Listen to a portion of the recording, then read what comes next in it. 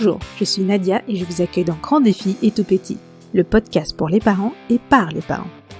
Grâce à leurs témoignages, vous trouverez du réconfort et de l'entraide dans votre parentalité.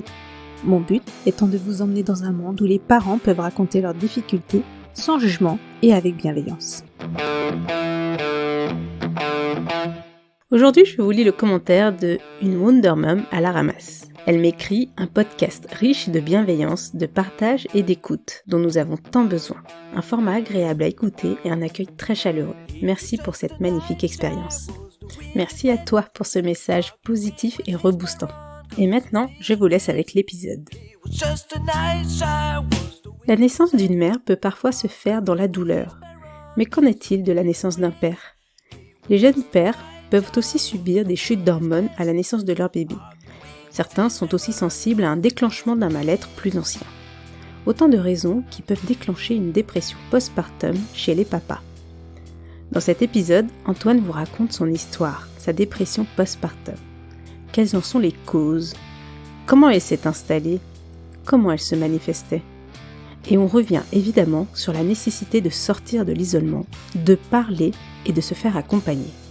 Bonne écoute. Alors moi c'est Antoine, je suis l'heureux papa de 2 filles, des jumelles, qui sont nées maintenant il y a 15 mois. Et voilà, avec ma femme ça a été un peu la surprise. C'était juste quand on commençait à parler d'enfants que nos filles ont pointé le bout de leur nez. On est en région parisienne, on revenait d'un voyage de plusieurs mois à l'étranger quand elle est tombée enceinte. Donc voilà, ça a un petit peu impacté du coup notre vécu au niveau de la grossesse et au niveau après de l'accouchement et des premiers mois, parce que le retour en France a été un petit peu précipité. On a appris là-bas que ma femme était enceinte, donc on était en Australie à ce moment-là. Et donc on a fait une première échographie pour dater un peu, enfin déjà pour savoir si vraiment elle était enceinte ou pas. Et du coup, surprise, elle était doublement enceinte. Donc c'était une belle surprise. Et donc ça a un peu précipité le retour en France, même si c'était prévu, c'était déjà dans les tuyaux. On a un peu avancé le retour. Et puis voilà, le retour en France un peu chaotique quand même, parce que pendant 1 an et demi, on avait voyagé à travers le monde, et puis à chaque fois on était hyper bien accueillis. C'était super facile de trouver un logement, de trouver un travail. Enfin, c'était pas compliqué. Et là, on revient dans notre pays natal et on nous fait bien comprendre que limite on n'est pas les bienvenus, quoi. Que pour trouver un travail, c'est hyper compliqué. Que pour trouver un logement, il faut un travail. Il faut 3 fois et demi le montant du loyer, blablabla, tout ça. Mais bon, voilà, le retour a été un peu compliqué dans ce sens-là, où nous on vivait notre vie tranquille depuis 1 an et demi, en se disant que la vie était relativement simple. On demandait pas des 1000 et des cents, hein, juste nous les boulots qu'on faisait, c'était des travails d'usine, c'était dans les champs et tout. Mais tu reviens en France et là tu peux un peu exploiter les diplômes que t'as, et au final on te dit que non, on veut pas de toi. Ou même pour les logements, non, vous gagnez pas 3 fois et demi le montant du loyer. Franchement, on s'est pris des stops assez violents en plus. Enfin, il y avait vraiment pas de compassion. Enfin, c'était vraiment de la bureautique pure et dure, quoi. Donc, heureusement, on est tombé sur des particuliers qui nous ont bien aidés, qui nous ont fait confiance et qui ont bien voulu nous louer leur appartement. Et après, du coup, on a pu s'installer, on a pu moi j'ai pu trouver un taf, acheter une voiture, et puis voilà, se remettre un peu dans le bain, quoi. Mais les premiers mois en France, ouais, ont été un peu durs. Ça a été assez difficile à gérer. On n'avait pas besoin de ça. Déjà qu'une grossesse gémellaire, c'est considéré à risque. Donc mine de rien, ça te trotte un peu dans la tête. Tous les mois, il y avait des échographies, des prises de sang. Enfin, tout était bien calé, quoi. Et donc voilà, on n'avait pas besoin de ça à ce moment-là.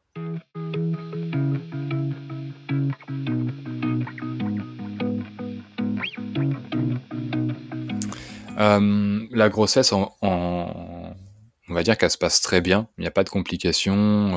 Les filles sont bien, elles sont dans les normes au niveau des courbes de taille, poids, etc. Elle se positionne bien. Enfin, il y a vraiment pas de complications. C'est plus Johanna qui a des j'ai le mot symptômes qui vient, mais c'est pas des symptômes, mais je veux dire qu'il y a vraiment des ouais, enfin, elle a vomi, elle avait des nausées, elle avait des malaises. Enfin, elle a perdu jusqu'à 10 kilos pendant la grossesse à un moment donné, donc on a dû aller aux urgences. Ils lui donnaient des médocs pour qu'elle puisse manger et boire parce qu'il y avait rien qui passait. Enfin, mais ouais, c'était pas. Enfin, aujourd'hui, si tu lui en parles, elle va pas te dire que la grossesse c'était une période hyper cool, quoi. Mais sinon, voilà, sinon tout allait bien, les filles sont bien développées, et puis nous on s'installe tranquillement dans notre appartement, et bah ouais, les séances de préparation à l'accouchement, j'étais là, et puis voilà, au final c'est plutôt, enfin moi en tout cas c'était quelque chose que je me voyais pas louper. Je trouve qu'il y a encore beaucoup de choses à faire là-dessus par rapport au second parent, que ce soit le papa ou que ça soit même la deuxième maman par exemple, ou enfin de manière générale, je trouve que le second parent est pas bien intégré dans le processus de suivi et d'accompagnement à l'accouchement et même lors de la grossesse.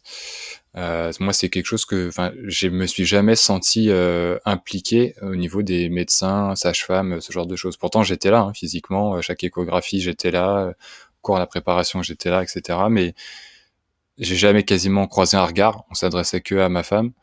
J'ai jamais échangé avec eux spontanément, sauf si c'était moi qui posais une question. Mais donc c'était un peu.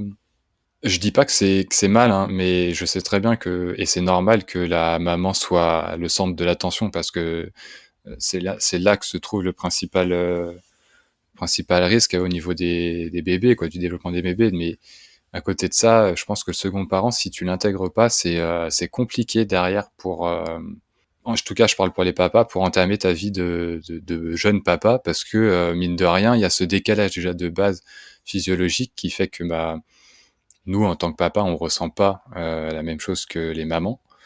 Euh, donc, il y a peut-être un retard déjà qui se fait au niveau de la prise de conscience, etc., de l'implication. Et même quand tu essayes de casser un peu ça et du coup de participer bah, à ta jeune vie de famille, on va dire parentale, où tu vas à ces séances de préparation, tu vas aux rendez-vous médicaux, etc., et bah, t'es là un peu en spectateur, quoi. Enfin, d'un point de vue humain, y a pas d'échange, quoi. Il y a pas d'implication, il y a pas de, on s'adresse que à la maman, et toi t'es mis de côté, quoi. Donc si tu poses des questions, bah là ça y est, on t'adresse un peu la parole, mais sinon t'es vraiment un peu la plante verte à côté, quoi. Alors je demande pas à ce qu'on pleure hein, sur les papas, etc., hein. Je le répète, hein, les mamans c'est vraiment le centre de l'attention et c'est normal. Mais je pense qu'il y a quand même une part des choses qui peut être faite à ce niveau-là, et contrebalancer un petit peu ce qui est fait actuellement, quoi. Moi, je demande rien plus que ne serait-ce qu'un échange de regards, tu vois, enfin, qu'elle s'adresse aux deux parents. Et là, voilà, l'accompagnement à la maison, quand on retourne à la maison, bah, moi, je suis là, et il y a des choses que je vais faire, donc ça me concerne moi aussi, quoi. Enfin, ça a été partout pareil, que ça soit échographie, examens médicaux, prise de sang, tout ça, enfin, il n'y a rien eu de particulier, quoi. Le père d'aujourd'hui s'implique beaucoup plus dans sa vie de famille, dans les choix d'éducation, dans le concept de bienveillance. C'est aussi ce que la société veut. Mais c'est un paradoxe quand on voit le peu de considération dont Antoine a été témoin en période prénatale. Parce que la paternité, elle commence déjà là. Bien sûr, cet accompagnement dépend vraiment des humains que l'on va avoir en face de nous. Certains sont plus sensibles à s'adresser au couple, d'autres non. Mais aussi de la sensibilité du père face à cela. La société a tendance à en demander plus aux pères, mais sans pour autant les impliquer davantage. Un axe à améliorer donc. Antoine vous raconte maintenant le jour de l'accouchement. Alors, déjà, par rapport à ça, quand tu as une grossesse gémellaire, une majorité des médecins estiment qu'il vaut mieux déclencher l'accouchement, et du coup le faire un mois avant. Parce qu'après, il y a trop de risques de dégradation du placenta, de ce genre de choses. Donc ils estiment que un mois avant, il faut faire naître les bébés, parce que c'est trop risqué sinon. Donc ça a été fait de manière médicamenteuse, avec un cachet qui déclenche les contractions. Le problème, c'est que nos filles n'avaient pas envie de venir. Pour elles, c'était pas le bon moment de naître, et nous l'ont bien fait comprendre. On est arrivé, on avait rendez-vous le matin à à 7h. Je sais plus quel jour c'était, on va dire le lundi. Et les filles sont sorties du coup le mardi à 8h, un truc comme ça, donc 24 heures après. Et donc en fait, au bout d'un moment, donc on est dans la salle d'accouchement et ils percent la poche des os. Et au bout d'un moment, bon, le travail commence vraiment. Et sauf que là, bah, ça se passe pas vraiment comme prévu. Euh, Ma première fille, en fait, qui se présente, elle se bloque un peu au niveau du col, et je crois qu'il y a l'épaule qui bloque au niveau du passage. Et donc, ils utilisent la ventouse. Euh, voilà, par exemple, la ventouse, c'est un truc au niveau des préparations à l'accouchement. On t'explique pas, enfin nous en tout cas, on nous a pas expliqué ce que ça pouvait faire et engendrer. Et là pour le coup, nous deux, on a vraiment été traumatisés par ça parce que je me rappelle, enfin je vois encore dans mes souvenirs le médecin qui est là en train de poser la ventouse et qui a un pied contre la table d'accouchement, l'autre par terre, en train de suer tellement il tire de toutes ses forces pour faire sortir notre fille. Et ça lâche une première fois. La table d'accouchement, elle fait un bond en arrière de 2 mètres quasiment. Après, du coup, il recommence une deuxième fois, ça relâche une deuxième fois, et au bout de la troisième fois, elle sort enfin. Et sauf que c'est hyper violent, quoi. Enfin, toi, t'es là parce que bah, c'est l'accouchement, tu suis, enfin, t'es pas un professionnel de santé, donc tu subis un peu le truc dans le sens où bah, ouais, ok, dites-moi ce qu'il faut faire et je vais le faire, quoi. Mais mais c'est plus après que je me dis avec le recul maintenant que c'est quasiment que c'est inadmissible de faire subir ça à un enfant, quoi. Alors après, je comprends hein, les intentions des médecins. C'est le but, c'est de faire sortir l'enfant, c'est de le faire naître dans les meilleures conditions possibles, dans le sens où si ça n'existait pas, bah je sais pas comment ça aurait pu se passer autrement. Donc il faut forcément à un moment donné que les enfants sortent. Mais franchement, quand je vois comment ça s'est passé, c'était horrible. Enfin, aujourd'hui, moi, j'ai encore de la culpabilité d'avoir fait vivre ça à ma fille, quoi. Enfin, du coup, elle avait un torticolis après pendant plusieurs temps après la naissance. Mais quand je vois la pression que c'est exercé sur un corps encore vierge de tout ça, quoi. Enfin, quand les enfants sont dans le ventre, c'est la pesanteur quasiment, quoi. Donc là, d'un coup, il y a une grosse pression comme ça qui se met sur sa tête, ses cervicales, enfin sur tout le corps. Enfin bon, bref. Donc après, bah, elle sort, première fille, elle sort, et la deuxième, qui était bien positionnée à la base, elle voit que bah il y a de la place, et elle se retourne en fait. Donc maintenant, elle met les pieds en fait en position pour sortir, et elle commence un peu à être en détresse respiratoire. Donc bah là, pareil, ils préviennent pas, et ils rentrent son bras, la quasi-totalité de son bras dans jusqu'au ventre de ma femme, quoi. Il va la chercher par les pieds, il la tire. C'est pareil, c'est quelque chose qui est pas qui est pas hyper cool à vivre. C'était voilà, une fois de plus, je pense que c'est quelque chose qui est nécessaire parce que bah il faut forcément la sortir pour pouvoir vérifier que tout va bien, etc. Mais tout ça pour dire que l'accouchement, ça a été assez traumatisant pour ma femme, pour moi et pour les filles aussi, je pense, parce qu'il y a rien de naturel qui a été fait, quoi. Déjà à la base, je pense que pour elle, c'était pas le moment de naître. Elle serait bien restée quelques semaines en plus. Et puis après tous ces instruments et ces manipulations qui sont contre nature. Mais bon, je préfère ça. Voilà, je t'avoue que je préfère ça que une complication qui fait que bah, je sais pas, il y en a une des deux qui reste ou même, enfin, il y a plein de choses qui peuvent se passer. Donc c'est sûr que là aujourd'hui tout va bien. Merci aux médecins d'avoir fait ce qu'ils ont fait parce que c'était sans doute nécessaire, mais la méthode, elle est assez horrible, quoi. En fait, aujourd'hui, je trouve ça fou que au 21e siècle, tu vois, on ait encore des trucs hyper violents comme ça, quoi. Enfin, vraiment, on envoie des mecs dans l'espace marcher sur la Lune et tout, mais on n'est pas capable encore d'avoir des solutions plus naturelles et douces pour des accouchements, quoi. Donc bon. Je veux vraiment pas jeter la pierre sur quelqu'un, hein, mais c'est plus le fait d'être choqué de ça, quoi, de ces méthodes qui sont hyper violentes, quoi.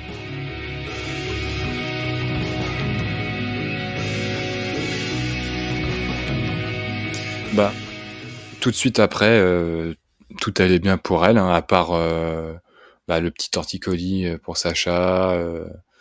Euh, qui est restée aussi un petit peu après en couveuse avec les UV là, parce qu'elle avait la jaunisse. Donc, mais bon, c'est rien de grave, hein, donc tout allait bien, quoi. Elles ont fait la tétée directement à la naissance. Elles ont, elles ont vécu leur vie de bébé normalement. Il n'y avait pas de complications. Par contre, pour Johanna, tout de suite après tout de suite après la naissance des filles, elle a très rapidement, on était encore en salle d'accouchement, elle était en train de donner la tétée de bienvenue aux filles et très rapidement, elle a senti une grosse douleur au niveau de l'anus et en fait, elle a fait une thrombose anale. En gros, quoi, c'est un caillot qui vient bloquer la circulation. Enfin, je suis pas vraiment rentré dans les détails, mais c'est quelque chose qui fait horriblement mal parce que cette zone du corps, c'est une des zones où il y a le plus de récepteurs à la douleur, quoi, aux sensations.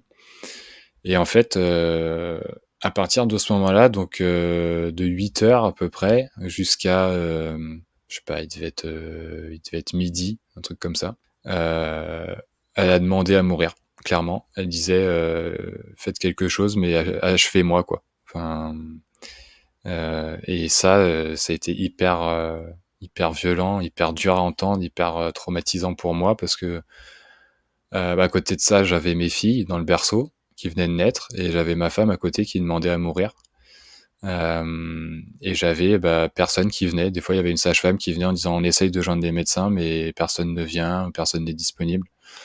Euh, du coup, Johanna, elle se mettait des doses de péridurale, ouais, qui restaient.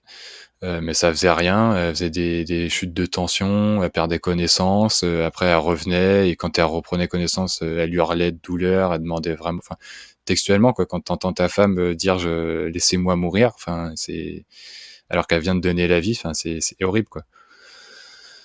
Donc voilà, pendant 4 heures quasiment, il y a rien qui se passe. Au bout d'un moment, il y a des médecins qui viennent, qui regardent et tout, qui disent oui, en effet, il faudrait appeler les chirurgiens proctologues. Sauf qu'ils peuvent pas venir parce qu'ils ont des rendez-vous, donc t'attends encore. Les calmants font pas effet. Et voilà, après à côté de ça, toi t'es là, pareil, t'es pas professionnel de santé, quoi. T'as beau gueuler parce que y a personne qui vient, tu vas pas prendre le scalpel et le faire toi-même, quoi. Donc vraiment t'es dépendant de la volonté des autres, quoi. Et c'est hyper dur, quoi, parce que t'es face à ça et enfin vraiment, j'avais l'impression d'être inutile, nul, de pas savoir quoi faire, de pas pouvoir sauver ma femme, mais en même temps, c'est pas mon rôle de la sauver à ce moment-là parce que j'ai pas la capacité de le faire. Enfin, et j'ai à côté de ça, il y a voilà mes filles qui viennent de naître et qui entendent leur mère à côté hurler de douleur. Enfin bref, vraiment très dur quoi. Et donc finalement ils viennent après les avoir demandé, je crois que ils ont mis 1 heure à venir, un truc comme ça. Donc ils viennent, ils font l'opération et finalement, on monte en chambre quasiment à 14 ou 15 heures, je crois, quelque chose comme ça. Et voilà, elle pouvait pas se lever, elle était alitée. Quand elle se levait, elle faisait des malaises, donc enfin, elle a fait un malaise, donc du coup, elle est restée tout le temps alitée. Et ça a été dur pour elle parce que elle a pas pu faire les premiers soins à nos filles, elle a pas pu voir le premier bain, elle a pas pu faire ce genre de choses. Elle pouvait même pas s'asseoir dans le lit pour les prendre dans les berceaux à côté d'elle pour les mettre à téter ou ce genre de choses. Donc moi, je suis resté 1 semaine à la maternité avec elle. Et c'est moi qui me levais, qui lui donnais les filles pour qu'elle tète, c'est moi qui allais donner les bains, etc. Mais voilà, pour elle, ça a été hyper dur parce que en dehors du fait qu'elle était vraiment mal physiquement, quoi, qu'elle avait une tension hyper basse, qu'elle faisait toutes ces choses-là, euh, elle a l'impression qu'on lui a enlevé le fait de pouvoir vivre ses premiers instants avec ses filles qu'elle pourra plus jamais revivre, quoi. Donc aujourd'hui, ça va, je sais pas, il faudrait que je lui redemande, mais je sais pas si elle a vraiment accepté ça, mais en tout cas, elle s'est faite une raison, en se disant, bon, maintenant, je vais faire d'autres choses par rapport à ça, mais ça, en effet, c'est quelque chose qu'on lui a plus ou moins enlevé et qu'elle pourra jamais revivre, quoi.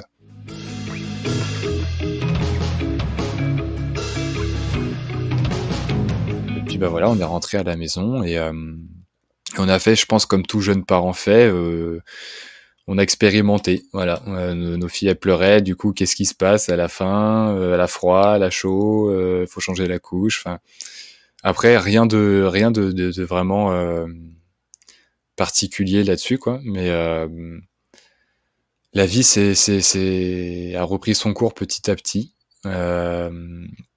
Mais non, moi le problème plus que j'ai eu par rapport à ma place, c'est plus mon rôle de père en fait qui fait écho à plein de choses, qui fait écho à ce que j'ai vécu du coup lors de cet accouchement, qui fait écho à ce à quoi j'ai été confronté en tant que qu'homme dans toute ma vie, la place du père, ce que j'ai vécu en tant qu'enfant, et donc quand je prends cette place de jeune papa, et il y a des choses qui font écho en moi par rapport à ce que j'ai vécu étant enfant, par rapport à ce que mes parents ont fait, dit, etc.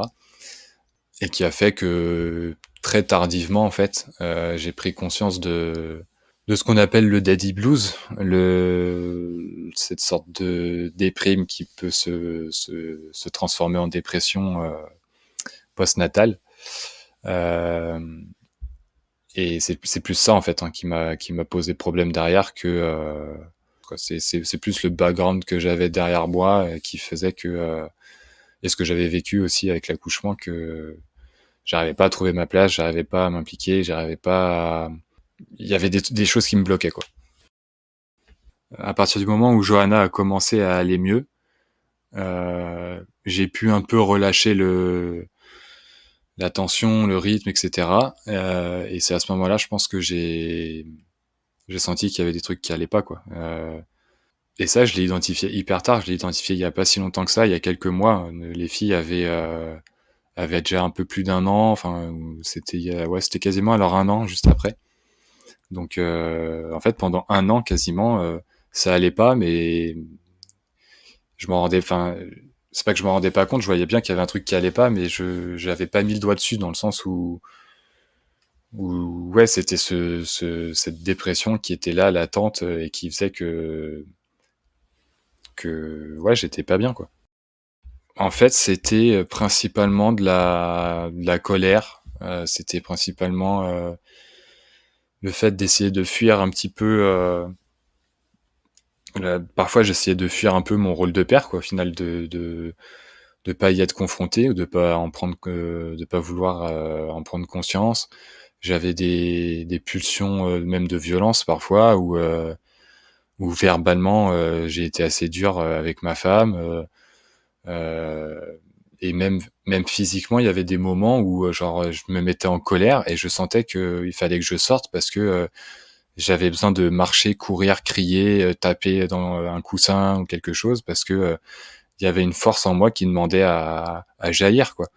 Et et ça fait peur parce que t'es tellement démuni par rapport à ça, t'es tellement submergé par cette émotion que tu te dis mais est-ce qu'au final je suis pas un danger quoi. Je suis pas un danger dans le sens où là j'arrive à gérer les choses où j'ai jamais tapé Johanna ou mes filles, mais à un moment donné tu te poses la question quoi. Tu te dis mais je suis tellement dans le mal, je suis tellement pas bien que est-ce qu'à un moment donné je vais pas encore plus péter un plomb et à un moment donné j'avais ce sentiment que fallait vraiment que je fasse attention, que je sois vraiment alerte à ce que je ressentais, à ce qui se passait en moi, parce que c'était trop dur et que ouais, j'avais ce truc où je me disais mais en fait je comprenais euh, qu'il y avait des bébés qui puissent être le syndrome du bébé secoué, ce genre de choses. Avant d'être parent, je me disais mais enfin ces gens-là ils ont un problème, enfin c'est pas possible, tu peux jamais en arriver à ce point-là quoi. Et en fait si.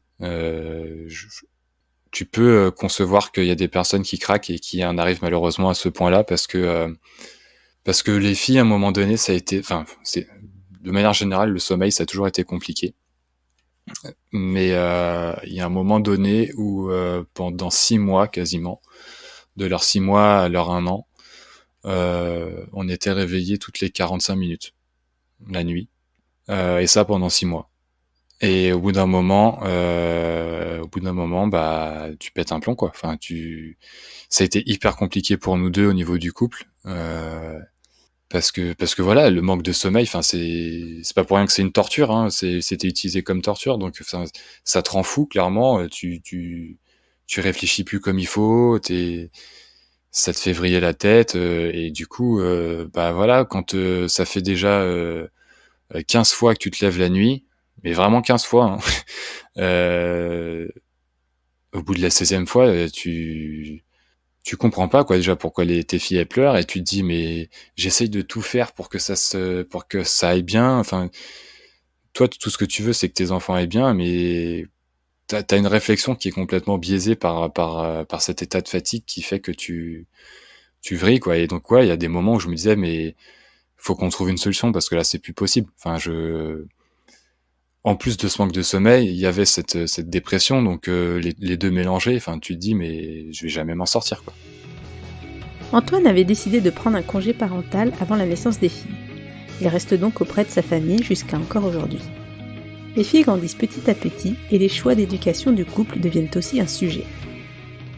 Mais ouais, voilà, bah, après nous, on est aussi un peu dans l'éducation bienveillante, on essaye de suivre le rythme des filles, on essaye de faire en sorte qu'on les respecte, qu'on force pas trop les choses contre nature, et puis voilà. Mais ça aussi, ça a été une chose qui a pas mal joué, sur peut-être sur ce sentiment d'être, je sais pas si ça a accentué ou pas le daddy blues, mais en fait, rapidement, on a fait la tétée, pour les filles, donc elles sont allaitées.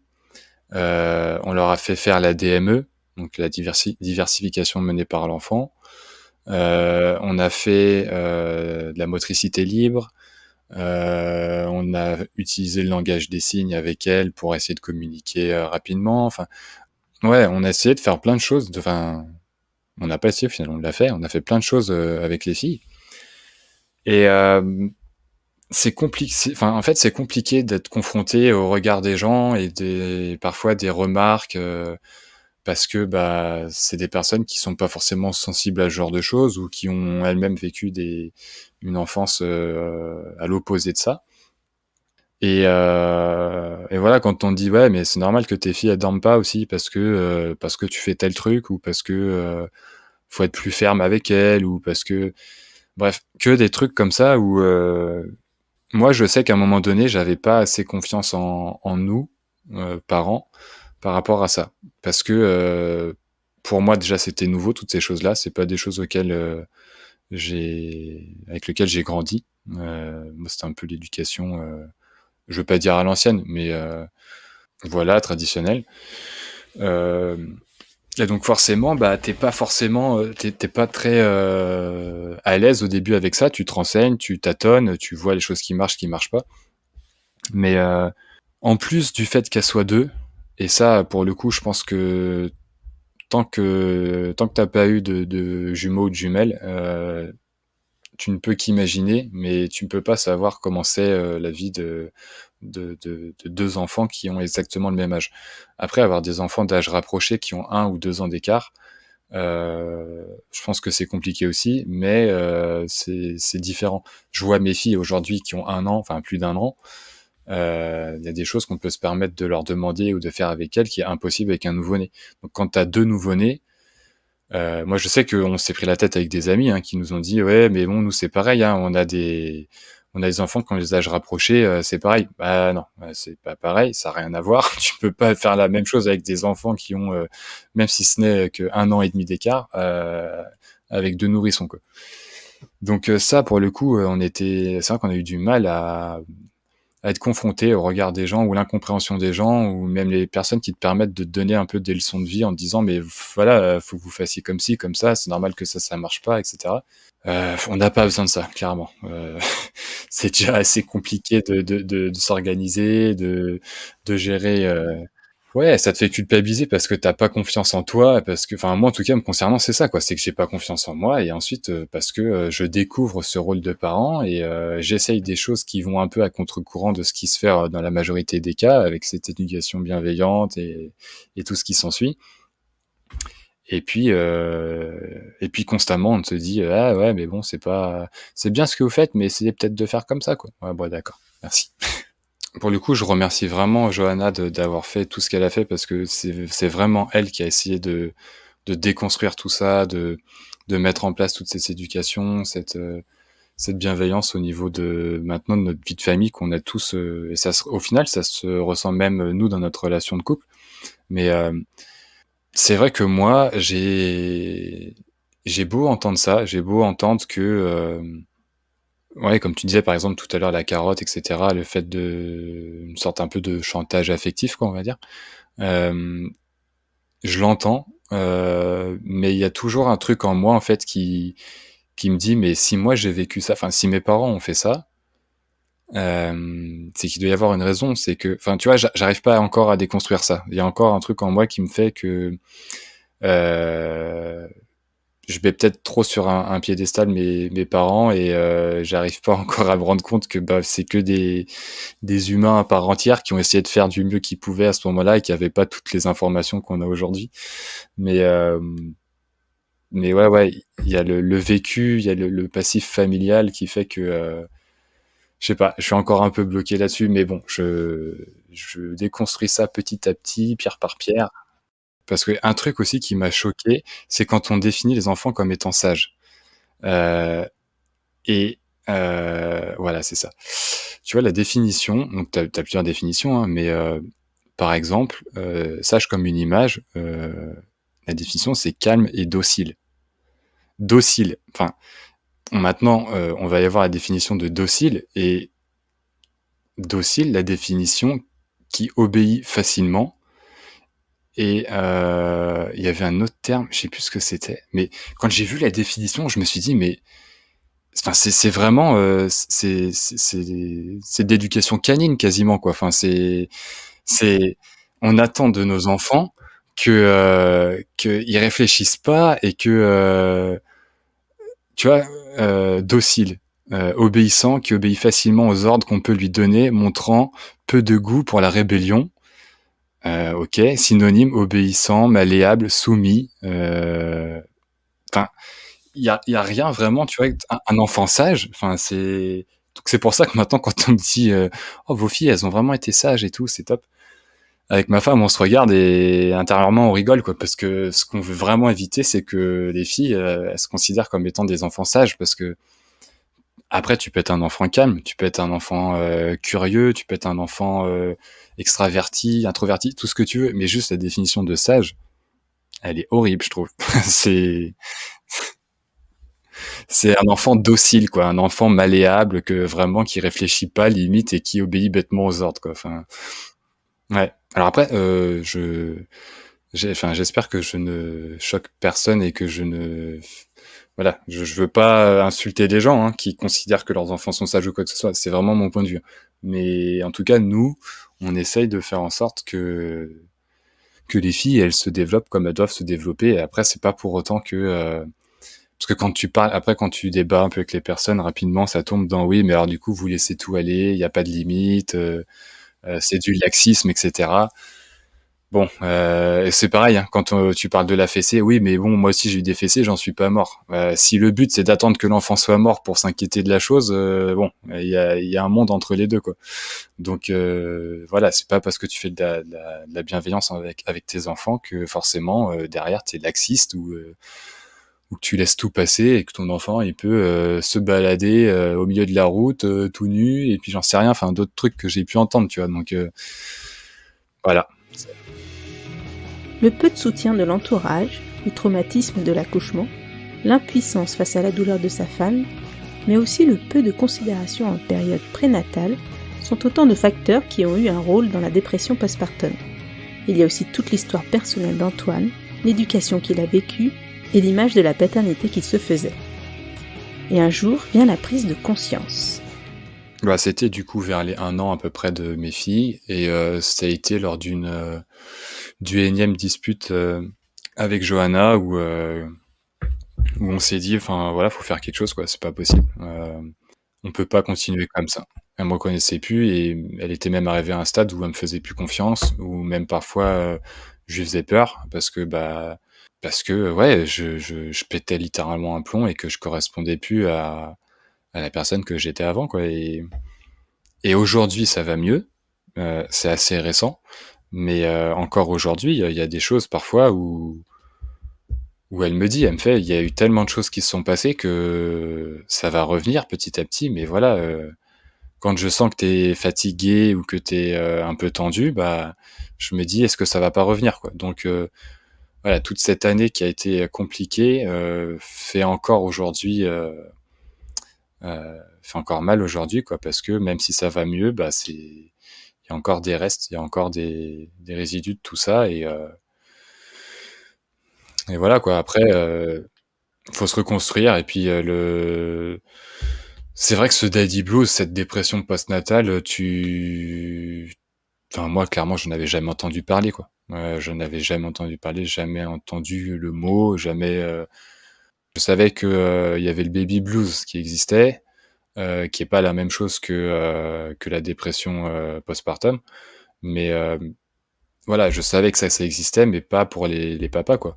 Parce que voilà, l'image aussi qu'on de manière générale dans la société qu'on retranscrit des papas, bah, c'est un peu à l'ancienne, quoi. C'est le papa qui va travailler, qui est là, qui s'implique, on va dire, vers l'âge de 2-3 ans de ses enfants parce que ça commence à être intéressant, mais avant, bah, c'est le travail de la mère quasiment, quoi. Je schématise, hein, je pousse un peu à l'extrême, mais c'est un peu ça, quoi. Donc, ouais, et je pense que voilà, j'étais en plein dedans et forcément quand, je me suis dit: «Je vais être papa», bah, inconsciemment, c'était ça sans doute l'image que j'avais, quoi. C'est que ça allait être cool et puis, on allait vivre une vie de famille et tranquille et on allait faire du vélo au parc, le samedi après-midi, avec les filles derrière, quoi. Sauf que, bah, déjà, c'est pas tout de suite que ça arrive et ensuite, ça se passe pas forcément comme ça, quoi.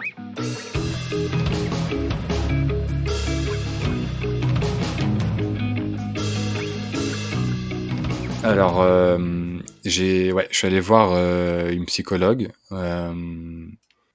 qui m'a pas forcément parlé de ça.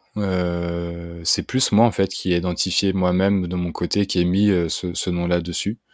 Hem et en fait, j'ai ouvert la page, Daddy Blues sur, Instagram par rapport à ça parce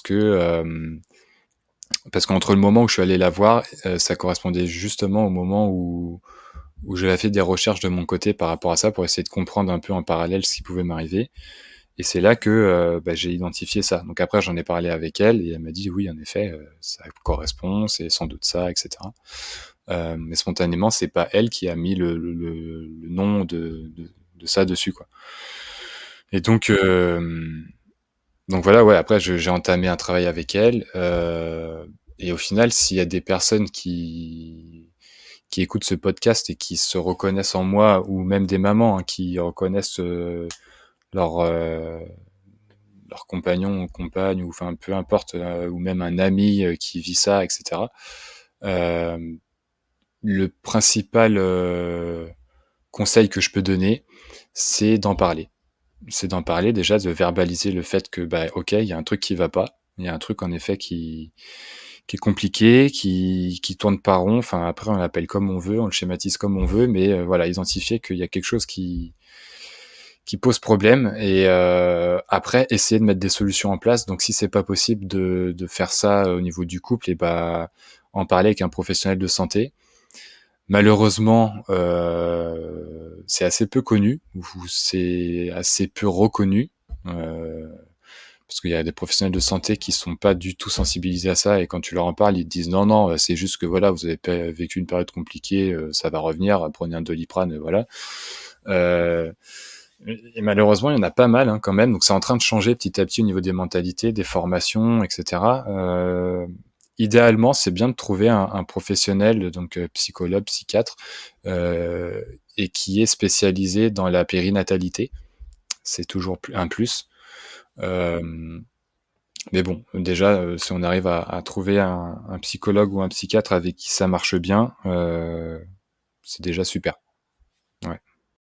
Pendant longtemps, même avant que les filles soient là, on avait l'habitude de voir une sophrologue avec qui ça marche vraiment bien. On a vraiment pu, grandir chacun de notre côté par rapport à nous-mêmes, nos schémas familiaux, notre enfant intérieur et cetera.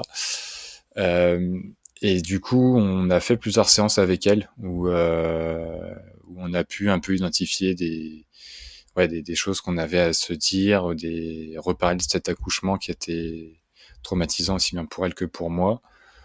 Et ouais, c'était intéressant parce qu'il y a vraiment quelque chose à ressortir de ça, quoi.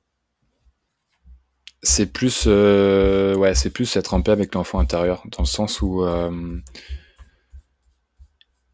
essayer de déconstruire un peu le cadre que je me suis mis autour de moi, les schémas que j'ai acceptés, que j'ai validés et que j'ai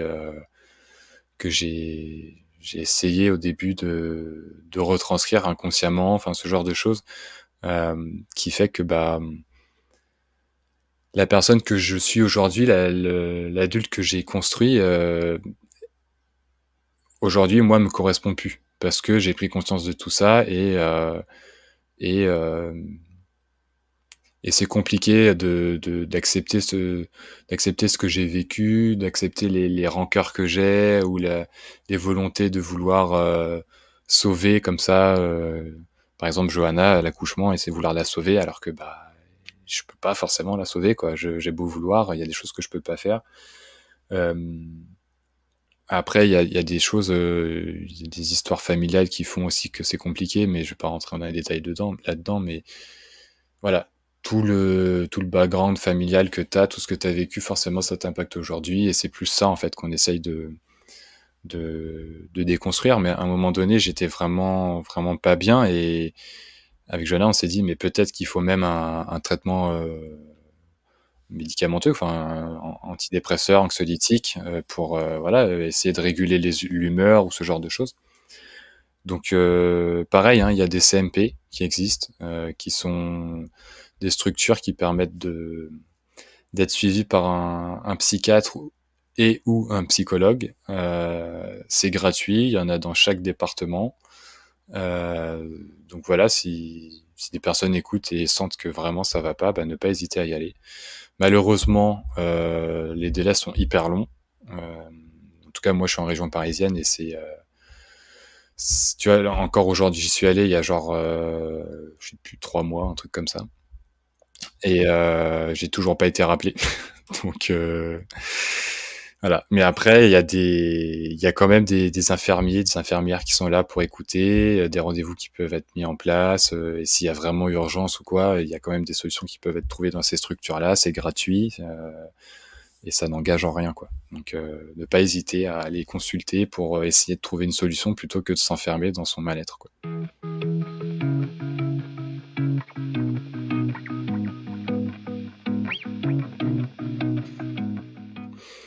Alors déjà, dans un premier temps, enfin, quel est mon souhait avec la page de Daddy Blues? Au début, c'était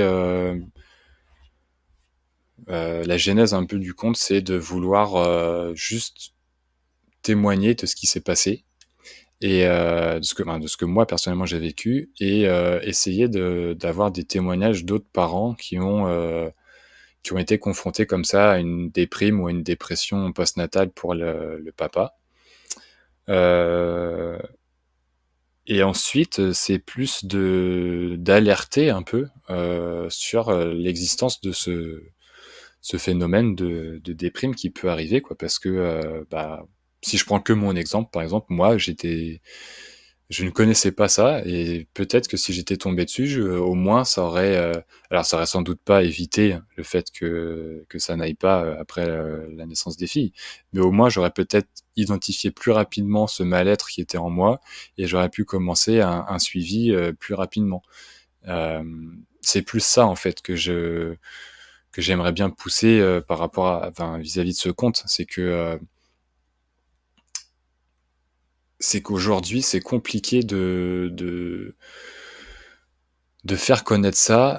J'ai pas mal de personnes, de professionnels de santé qui m'ont contacté en me disant c'est bien que ce compte existe parce que c'est vrai qu'on n'en parle pas assez, même si les mentalités sont en train de changer et que parfois dans les formations, on commence à aborder un peu la place du second parent et de l'éventualité que bah, ça n'aille pas derrière.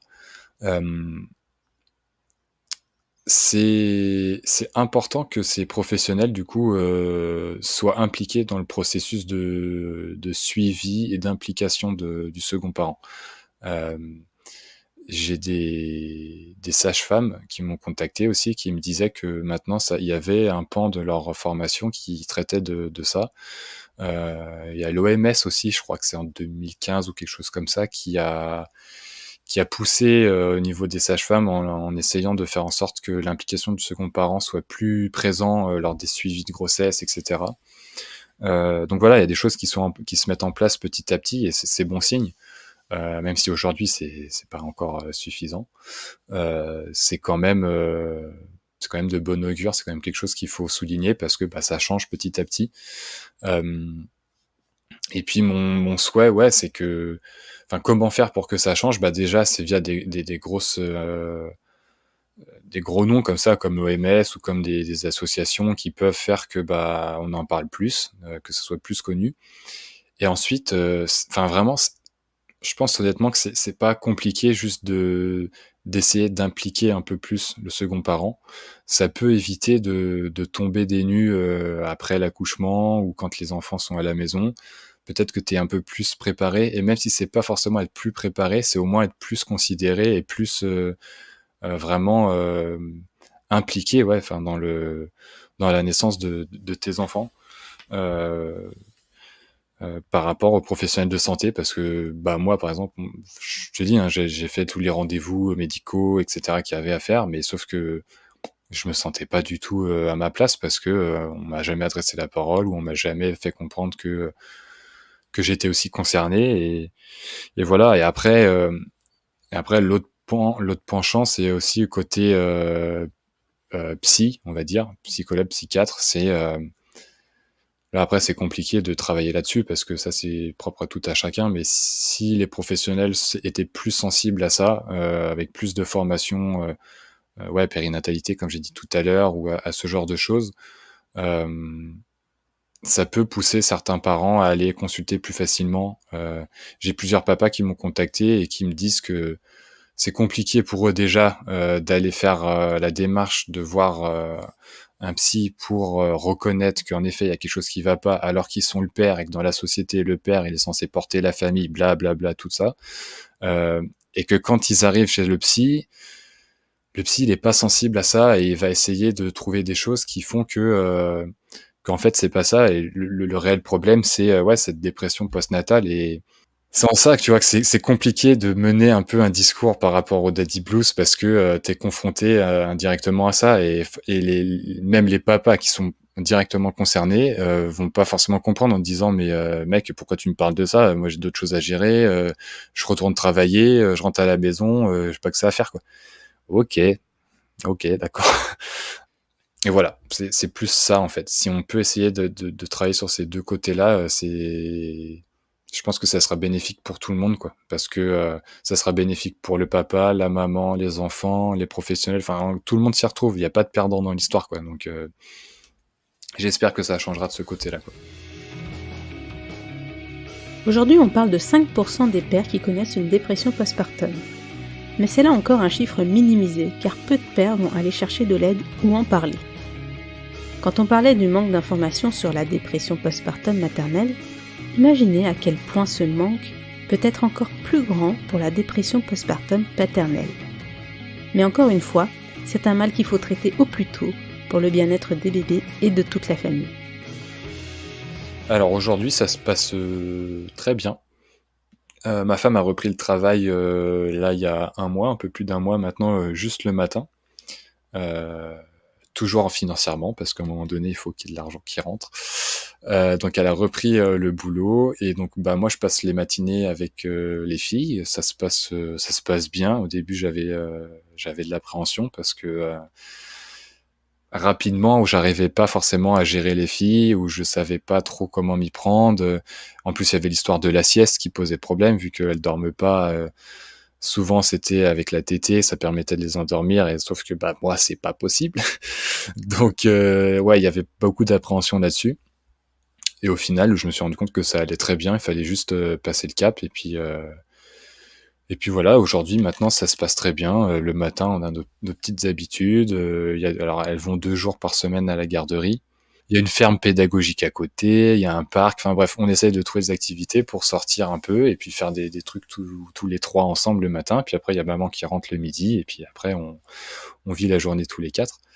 Mais non, clairement, notre vie de famille, maintenant, ça y est, elle a trouvé un peu un rythme et ça s'est mis en place naturellement. Donc aujourd'hui, tout va bien.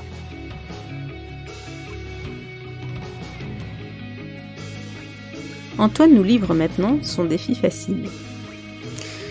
Le sommeil. Non, je déconne. Je sais pas, je dirais comme ça. Je dirais, il y a pas mal de choses, mais la bienveillance de manière générale, en fait. Parce que c'est quelque chose pour moi au tout début quand on en a parlé avec Johanna, je me disais: «Oh là là là là, qu'est-ce que c'est que ça? Ça va être compliqué à mettre en place». Parce que, comme je disais tout à l'heure, moi j'ai pas grandi avec ça, donc au début peut-être même que j'y croyais pas trop.